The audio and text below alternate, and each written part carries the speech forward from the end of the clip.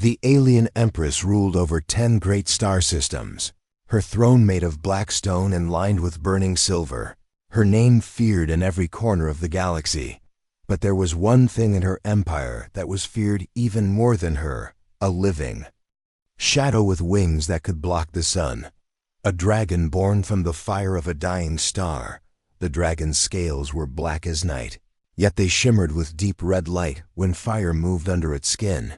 Its eyes were like molten gold, and when it roared, mountains cracked and glass turned to liquid. No one had ever tamed it. No one had ever even touched it without losing their life. The beast lived in the Fortress of Chains, a tower carved into the side of a cliff, with its prison floor covered in scorched stone and melted metal. Guards stood watch day and night, wearing armor that could resist fire, yet even they kept far from the dragon's reach. The Empress had offered rewards beyond imagination to anyone who could ride it. She had promised fleets of warships, vaults of gold, even whole planets to the one who succeeded. Many had tried, champions from across the galaxy, warriors with weapons that could cut through mountains, hunters who claimed they could tame any beast. Some were burned in a single breath of fire.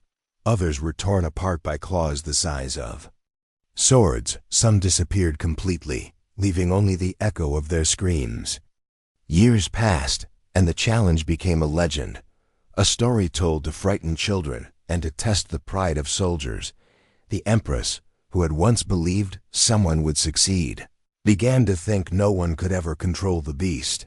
And so, the dragon remained chained, its wings bound in heavy links of black steel, its head lowered only in exhaustion, never in obedience. Then, on a cold morning under a pale red sky, a strange ship landed in the palace courtyard. It was small, almost fragile compared to the warships of the galaxy.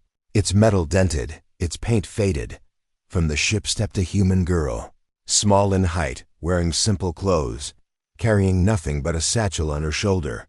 She had no armor, no sword, no weapon of any kind. The alien crowd laughed when they saw her, their voices echoing off the high palace walls. "Is this a joke?" Someone shouted. "She will be food for the beast before the sun sets." Even the palace guards smirked, whispering bets on how long she would last. The Empress herself leaned on the arm of her throne, her sharp eyes scanning the human from head to toe. "She wishes to try?" the Empress asked, her voice calm but heavy with disbelief. Her chief advisor bowed slightly and said, "She insists, Your Majesty.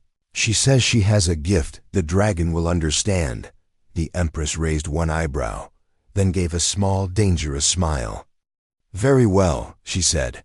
"Let her try. She will die like the rest, and the crowd will have their entertainment."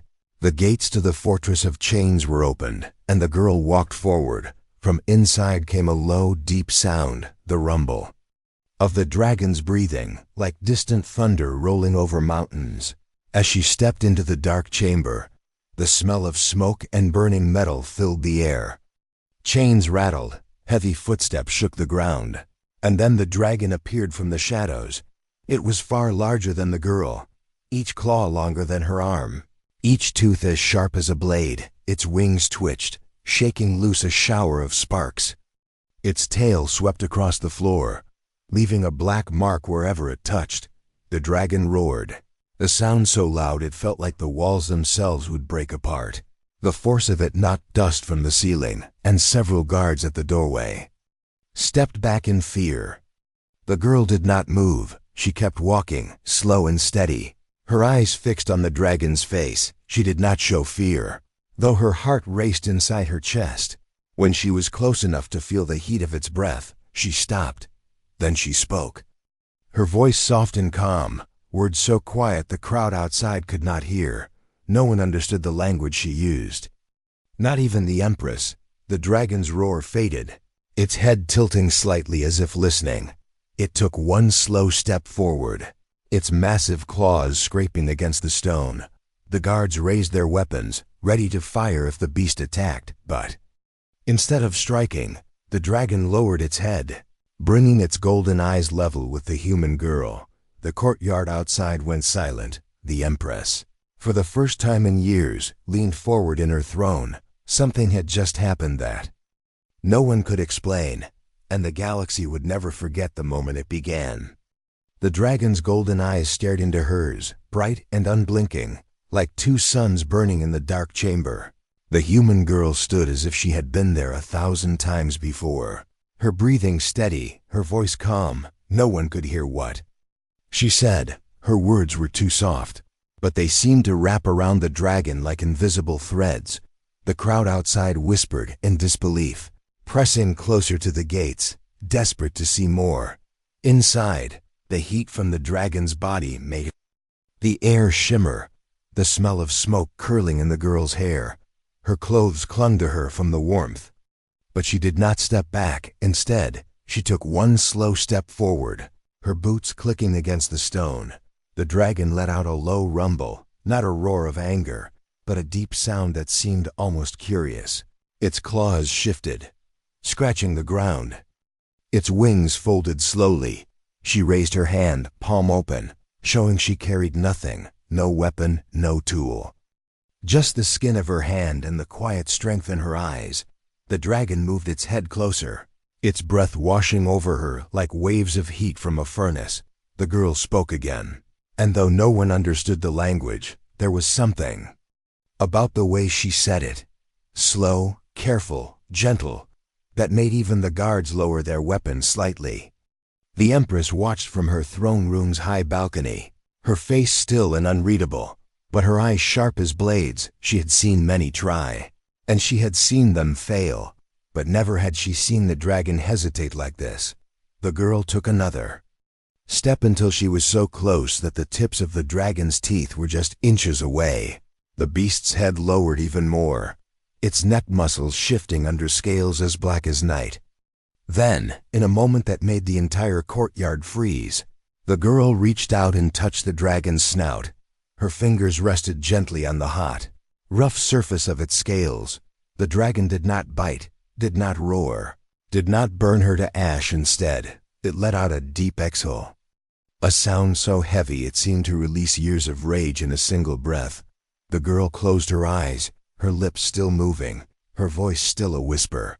The dragon's tail swayed slowly behind it, no longer striking the ground in fury. The chains that bound its wings clinked softly as the creature shifted its weight. The Empress leaned forward, her hand gripping the arm of her throne. She turned to her advisor and asked in a low voice, "What is she saying to it?" The advisor shook his head. "I do not know, my queen. But whatever it is, the beast listens." The moment stretched on, seconds feeling like minutes, minutes feeling like hours. The girl finally opened her eyes and took a small step back. The dragon's head followed her, its golden gaze still locked on hers. She turned slightly toward the crowd outside, her expression calm, almost serene. Then, without warning, the dragon made a sound, not a roar, but a deep, rolling growl that carried through the entire fortress. The ground trembled, the walls shivered, and yet, the sound was not one of threat, but of something else, something almost like acceptance. The girl slowly walked toward the massive iron chains that held the dragon in place. She placed her hand on them, feeling the heat where they had pressed against its skin for years. The dragon's eyes narrowed, but it did not pull away. She looked up at the high balcony where the Empress stood. Her voice was louder now, enough for all to hear. "It does not need to be tamed," she said. "It needs to be understood." The Empress did not answer immediately, her gaze shifting between the girl and the dragon. The crowd murmured. Unsure if this was courage or madness, the guards exchanged glances, their hands tightening on their weapons. Finally, the Empress raised her hand, signaling for silence. Her voice rang out, cold and sharp. "Then prove to me, little human, that your understanding is stronger than its rage." The girl's eyes did not waver. "I will," she said, "but I will need one night alone with it." Gasps rose from the crowd. A night in the same chamber as the most dangerous creature in the galaxy was certain death. The Empress studied her for a long moment, then gave a single nod. "Leave her," she ordered the guards. "If she dies, she dies. The great iron gates closed, sealing. The girl inside with the beast. The crowd outside waited, expecting screams, expecting fire, but as the night began, all they heard was the low, steady sound of the dragon's breathing and the soft, steady voice of the girl who would not run. The smoke from the battle still hung over the city, curling around the silver towers like dark ribbons. Every street was alive with the sound of voices, some speaking in awe, others in disbelief. Children played in the shadow of the dragons. Wings, laughing as if they had always been friends. Merchants told the story again and again, each time with more detail. By midday, the tale had already reached the outer districts. By nightfall, it would cross the stars. Inside the palace, the empress held council. Her generals gathered in the great hall. Some urged her to keep the dragon and the girl under strict guard, fearing they might one day turn against her. Others argued that the girl's bond with the beast made her the most valuable ally the empire had ever seen. The empress listened in silence, her fingers resting on the arm of her throne, her gaze occasionally drifting toward the high balcony, where she could see the girl sitting beside the dragon in the courtyard below. The golden eyes of the beast followed every movement around her. No guard dared approach without the girl's word. By evening, the empress descended from her throne and crossed the courtyard. The crowd fell silent as she approached the girl, the sound of her footsteps echoing against the black stone. The dragon lowered its head slightly as the empress came close, but did not move away. "You have done more than save this city," the empress said, her voice low but carrying. "You have given the galaxy something it did not know it could have: hope." The girl met her gaze, unsure if this was praise or a test. "I only did what felt right," she said, her voice steady. The empress studied her for a long moment, then spoke the words that no one expected. "From this day, you are no longer a guest, nor a subject. You are a name written in the stars beside my own." A wave of shock moved through the crowd. It was rare enough for the empress to honor someone publicly, rarer still for her to bind her name to another's. The girl bowed her head slightly, though the weight of those words pressed against her like the heat of the dragon's breath. The empress turned to the gathered people, her voice rising. "Let the galaxy hear this. The dragon's voice is not mine alone. It belongs to the one who earned it, the one who will fly at my side in peace or in war." The courtyard erupted in cheers, the sound rolling through the city like a second victory. In the days that followed, messages came from across the empire. Some were from leaders offering alliances, others from enemies sending threats thinly wrapped in formal words. The girl read each one beside the dragon, her hand resting on its warm scales. She knew the galaxy had changed the moment they had taken to the skies together. No longer was the dragon a symbol of terror chained in the dark. Now it was a living reminder that even the wildest, most feared force could choose loyalty over destruction. Weeks later, the empress called her to the throne room once again. "You have flown over my city," the empress said, "but the galaxy has not yet seen you both with their own eyes." She handed the girl a scroll sealed in molten gold. "This," she said, "is your map, your flight path, from the core worlds to the farthest edges of my domain." The girl unrolled it, the stars glittering across its surface in silver ink. "It will not be easy," the empress added, "and you will be challenged in every system you pass. But you will not go as a messenger, you will go as a legend." And so the journey began. The dragon rose from the courtyard once more, its wings cutting through the light of 1,000 suns as they passed from world to world. On jungle planets, they were greeted by tribes who painted their skin with fire-colored patterns to honor the beast. On frozen moons, miners stopped their work to watch them soar over the ice fields. In the deep void between stars, pirates turned their ships away rather than test their luck. Everywhere they went, the girl spoke the same truth. It was not about taming, she would say. It was about trust. Months later, when they returned to the capital, the city was brighter, louder, and more alive than before. The people had taken the dragon as their own, carving its image into stone walls, painting it on banners, even wearing it as a badge over their hearts. The girl stood in the courtyard. The dragon beside her, she looked up at the palace balcony, where the empress stood watching. The empress nodded once, and in that silent exchange, the girl understood their story was not ending here. It was only the beginning of something greater, and so, under the light of the twin moons, the dragon spread its wings. The girl climbed onto its back, her eyes on the horizon. Together, they rose into the night sky, a black and red shape against the stars. Somewhere in the galaxy, someone would already be telling the story, and someone else would be listening, wondering if it could possibly be true. In time, it would not matter, because whether told as fact or as legend, the truth would always remain the same. No one could tame the alien empress's dragon until the human girl came and stunned the galaxy. News of the flight spread faster than light, carried on the voices of traders, the reports of spies, and the whispers of travelers. By the next day, every corner of the empress's empire had heard the impossible story. The dragon had flown with a human girl on its back, and she had returned alive. Some called it a miracle, others called it a trick. But among the warlords of the outer systems, it was seen as something else, a threat. If the human girl could command the most feared creature in the galaxy, then she could command fear itself, and fear was the currency of power. The first challenge came from Lord Kareth, a reptilian warlord whose fleet had once tried to claim the Empress's throne. He arrived in the capital uninvited, his armor gleaming with stolen gold, his mouth full of sharp teeth that showed in a constant sneer. The palace gates opened for him only because the Empress wished it. He strode into the throne room, his boots heavy on the black stone, his eyes fixed on the human girl standing beside the dragon. "So this is the one they speak of," he said, his voice a low growl.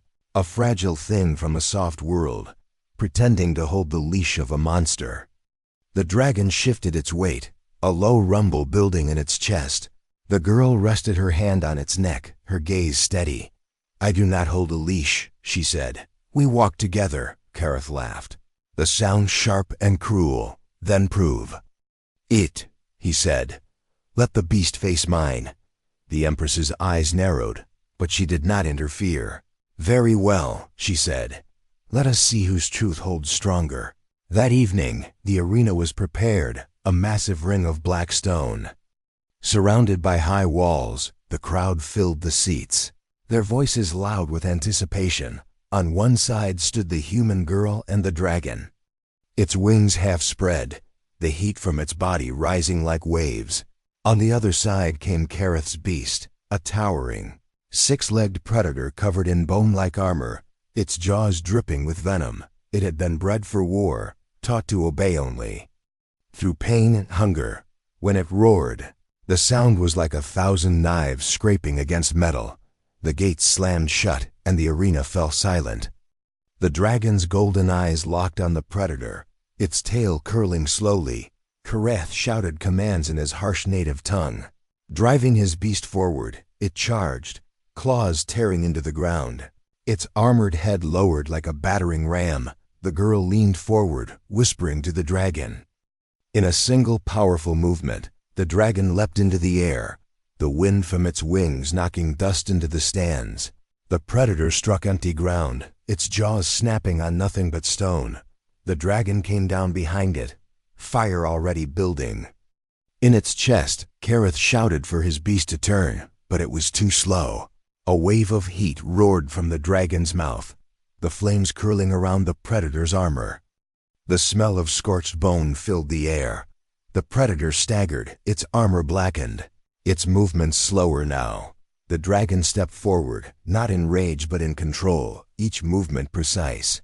The girl's voice carried through the arena, calm and steady, guiding it like a song guides a dance.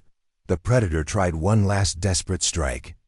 Lunging with its venomous jaws, the dragon caught it with a swipe of its claw, sending it crashing into the arena wall. The sound of breaking stone echoed through the stands. Kareth's beast lay still, smoke curling from its body, The crowd erupted in a roar of approval and shock.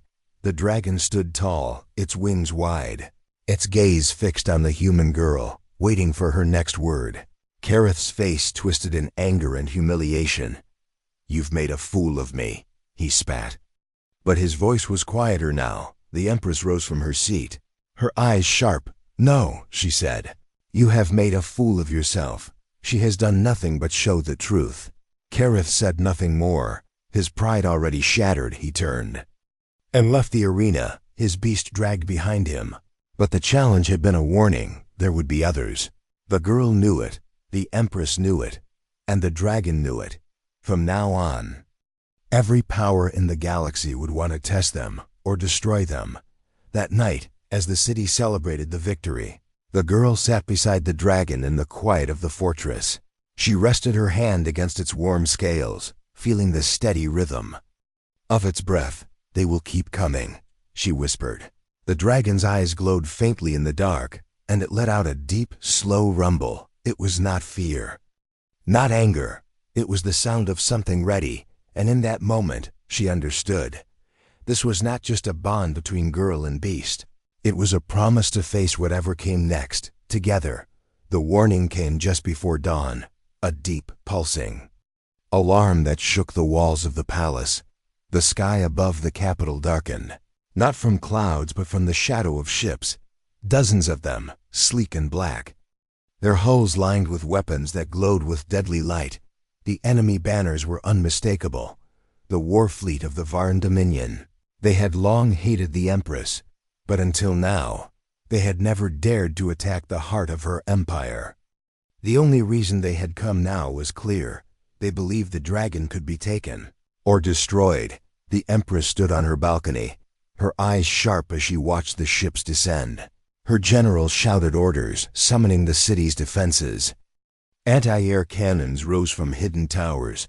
Shields shimmered into place over the palace walls. But the fleet was already opening fire, streaks of burning plasma lighting the sky. The first wave struck the outer districts, sending explosions rippling through the silver towers. Screams and the sound of collapsing buildings filled the air. Inside the fortress of chains, the dragon stirred, its golden eyes snapping open. The human girl was already running to it, her boots pounding against the stone. She reached its side just as the first blast shook the chamber. Dust falling from the ceiling. "They've come for us," she said, her voice steady but her heart racing. The dragon gave a low, deep growl that vibrated through the floor. She climbed onto its back without hesitation, gripping the ridge of scales at its neck. "We fly," she whispered, and the dragon's wings snapped open with a crack like thunder. The great iron gates burst outward as the dragon charged into the open courtyard. With a single powerful leap, it rose into the air, the wind from its wings scattering the smoke below. The crowd looked up in awe and fear as the black and red shape climbed higher, its rider small but unshaken. Enemy ships turned their weapons toward them, beams of light slicing through the clouds.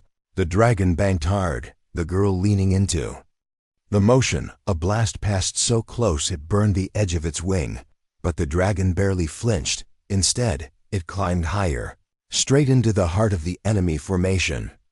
The first ship to cross their path fired a volley of missiles. The girl leaned forward, speaking in the low voice only the dragon seemed to understand. It rolled sideways, the missiles streaking past harmlessly before the dragon unleashed a stream of white-hot fire. The flames tore through the ship's hull, cutting it in half in a single breath. The wreckage fell toward the city, but the dragon dove beneath it, catching an enemy fighter in its claws and hurling it into another ship. Explosions bloomed in the air like deadly flowers. More ships closed in, trying to box them in from all sides. The girl's eyes darted between them, her mind racing. "High, then drop," she called, and the dragon obeyed instantly. It climbed, almost vertical, wings straining before folding them tight and diving like a spear. They cut through the formation so fast the enemy gunners couldn't track them. When the dragon's wings snapped open again, the force of it shattered the glass. In the nearest ship, The girl pointed toward the flagship, a massive vessel at the center of the fleet. "That one ends this," she said. The flagship's guns opened fire, each blast powerful enough to level a city block. The dragon weaved between them, the heat of the shots brushing against the girl's skin. A direct hit would kill them both. But the dragon moved with the precision of something that trusted its rider completely. When they were close enough to see the enemy captain on the bridge, the girl gave the command. The dragon roared, the sound shaking the hull of the ship, and unleashed a torrent of fire straight into its engines. The blast ripped through the vessel, sending it into a slow, burning fall. The rest of the fleet hesitated, the loss of their leader rippling through their ranks like fear through prey. The dragon circled once above the burning wreck, its wings cutting through the smoke. Below, the Empress's forces rallied, their ships rising to drive the remaining attackers away. Within minutes, the enemy began to retreat, their courage broken. The dragon landed in the courtyard again, its chest still glowing faintly from the heat of its breath. The girl slid down from its back, her legs shaking but her head held high. The Empress stepped forward, her gaze locked on her. "You have saved my city," she said, her voice quiet but heavy with meaning. "And you have shown them all that the dragon is not a weapon to be stolen." The girl glanced at the beast beside her, its golden eyes calm now. "They'll come again," she said. The Empress's lips curved into the faintest smile. "Let them," she answered, "for now they know what waits for them in the sky." The great iron gates of the Fortress of Chains stood shut, their black surface glowing faintly from the heat inside. The crowd outside had expected the sound of fire by now. The sound of a human scream cut short. Instead, the night carried only two sounds: the slow, heavy breathing of the dragon and the low, gentle voice of the human girl. No one knew what she was saying. Her words were swallowed by the thick air inside the chamber.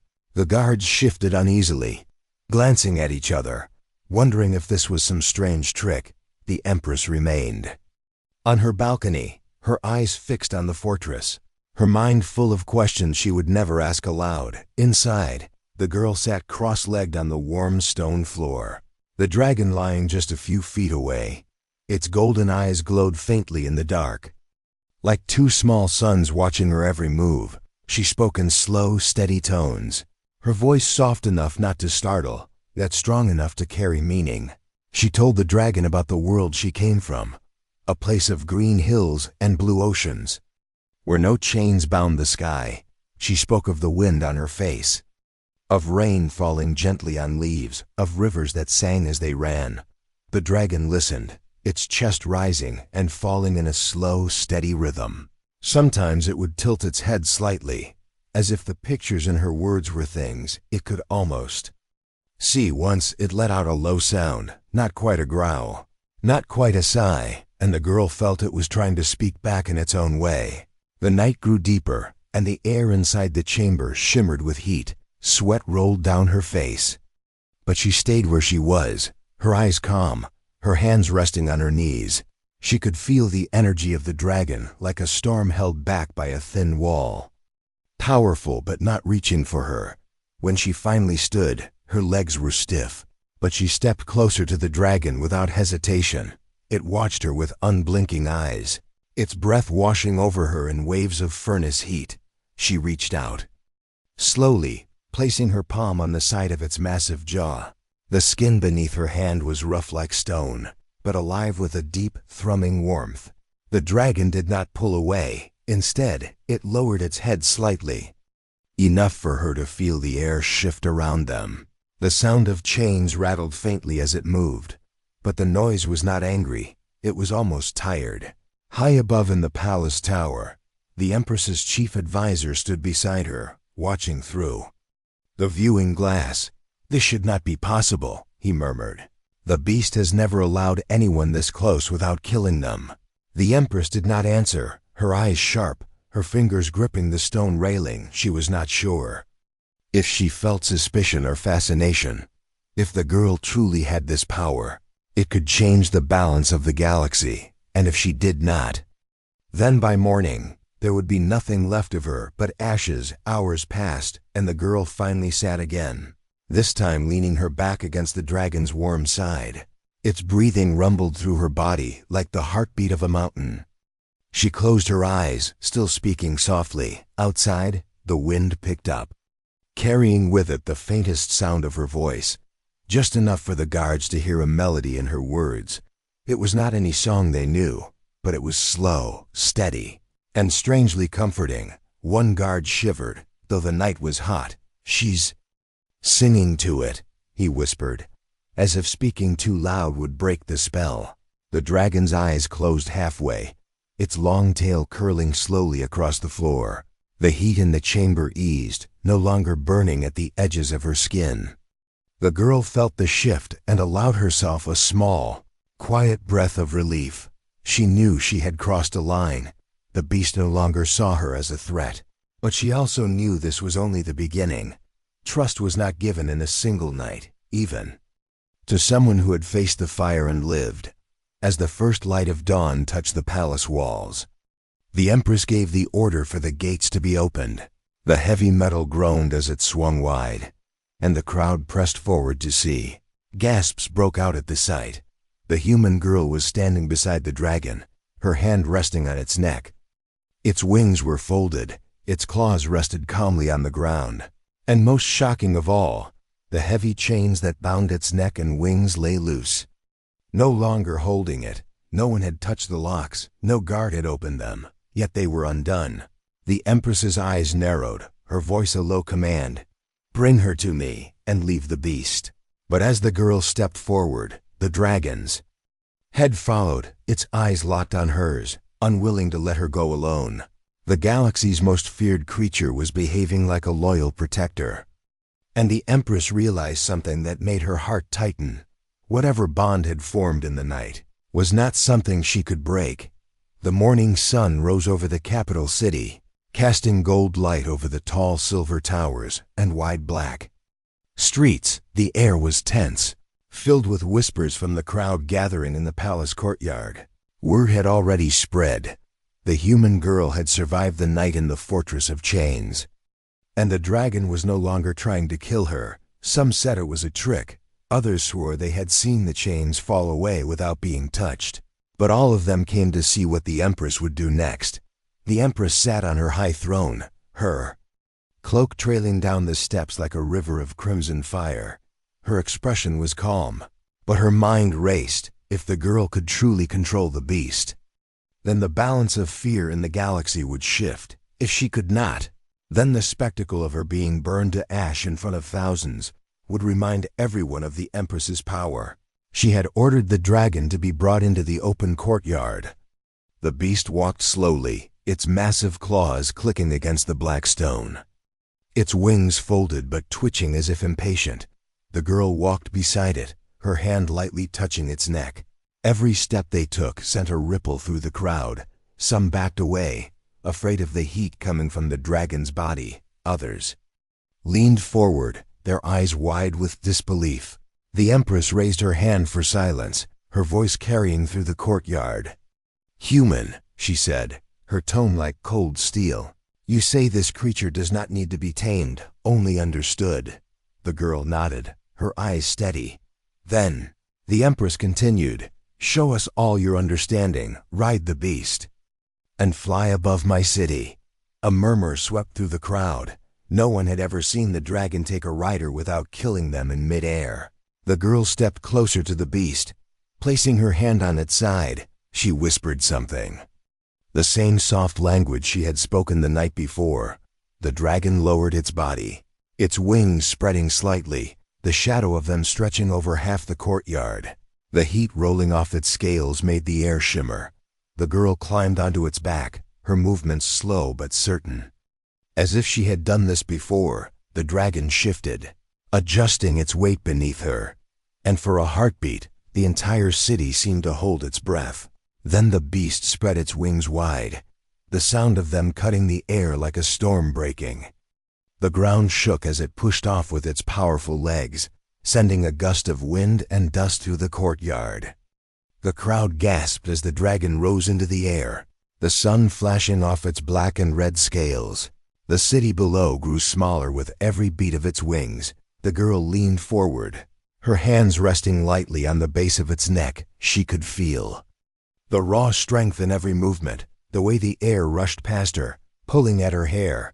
They soared over the silver towers, the rivers of molten crystal that cut through the city, the wide bridges filled with staring faces. The dragon let out a roar, not of rage but of power, the sound rolling through the skies and echoing against the mountains.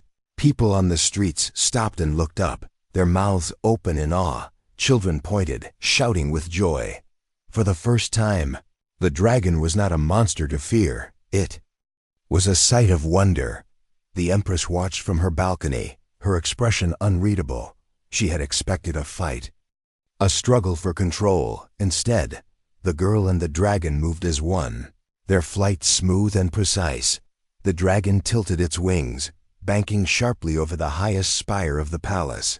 The girl laughed softly, not in arrogance, but in pure, unguarded joy, a sound no one had expected. She guided the dragon lower, circling over the crowd. The heat from its wings washed over them, but no fire came, no claws struck. Instead, the beast landed smoothly in the courtyard, folding its wings with a slow, deliberate grace. The ground rumbled as it settled, lowering its head beside the girl. She slid down from its back, landing lightly on her feet. The dragon stayed still, watching her with golden eyes. The crowd erupted into shouts and cheers, though some still looked on in wary disbelief. The Empress rose from her throne, stepping forward, her voice ringing out. "You have done what no warrior, no champion, no emperor before you could do," she said. "And you did it without chains, without weapons." The girl met her gaze, her voice clear. "It was never about forcing it to obey," she said. "It was about earning its trust." The Empress studied her for a long moment. Then she smiled, a rare, dangerous smile that made the air feel heavier. "Perhaps you are more dangerous than I thought," she said. The crowd whispered at the words, unsure if it was praise or a warning. The dragon lifted its head and let out a low rumble, standing close to the girl as if claiming her as its own. And though the flight had lasted only minutes, the galaxy would remember it for centuries.